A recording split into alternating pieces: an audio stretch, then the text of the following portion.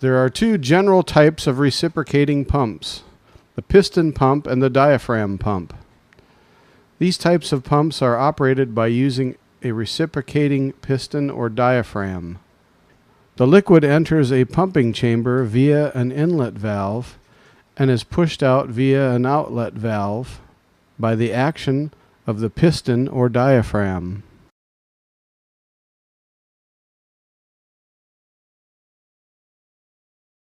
Piston pumps use a plunger or piston to move media through a cylindrical chamber. A variety of actuators may be used to power these pumps, including steam-powered, pneumatic, hydraulic, or electric drive. Here are some of the main components that make up a piston pump: a piston, piston rings, connecting rod, suction and discharge valves, casing and cylinder, and relief valve. Piston pumps are sealed both internally and externally. The piston rings create an internal seal with the piston and casing. An external seal and packing gland are used where the piston enters the casing.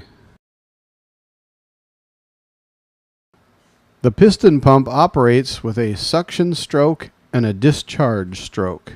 The suction stroke occurs when the piston pulls out of the cylinder. A low-pressure vacuum is created, causing the suction side to open and the discharge side to close.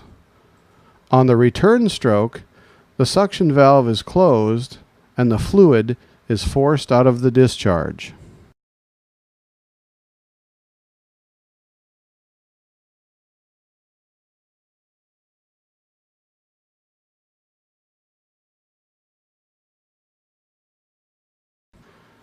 The diaphragm pump operates in a similar fashion to the piston pump, but it uses a flexible sheet or diaphragm to displace the fluid. An advantage to the diaphragm pump is that it eliminates contact between the media being pumped and the energy source used to operate the pump. This is a benefit when dealing with toxic or explosive materials.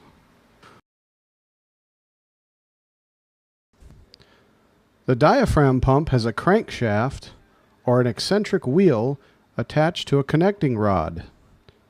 The connecting rod is attached to a shaft, and the shaft is attached to the center of the diaphragm. As the eccentric wheel turns, the diaphragm moves up and down, creating the pumping action required to operate the pump. When the diaphragm is up, the suction valve is open. On the downstroke, the suction valve is forced shut and the discharge valve is opened, allowing the fluid to pass through.